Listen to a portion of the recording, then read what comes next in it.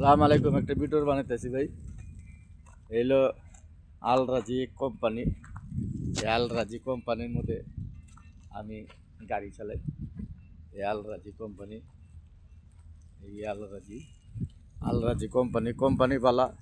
কোম্পানির মুদিরা তো খারাপ, সব জায়গায় জানেনি, মার্সিডিরা খারাপ। কিন্তু লোড আনলোড বিশার ক্লিনার বিশার দয়া করে কেউ আয় না। উমুকে আজকে একজনে দেখলাম ইলেকট্রিশিয়ান আইছে।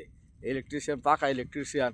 ও আইছে, ওর ভাই বলে লইছে। ওর ভাই কইছে যে ও কয় আমরা ডাইরেক্ট কোম্পানি। আমাকে ডাইরেক্ট কোম্পানি হলে তাহলে আপনার পোশাক কই? আমি যে মতন পোশাক আছে পোশাক কই আর কই? পরে কইতাছে কি ভাই আমার ভাই আনছে, আমার ভাই হেনে। পরে চিনলাম যে এটা হ্যার ভাই। তাহলে আমি বললাম যে তা আপনি কি কোম্পানি টানা জ্বলেছেন?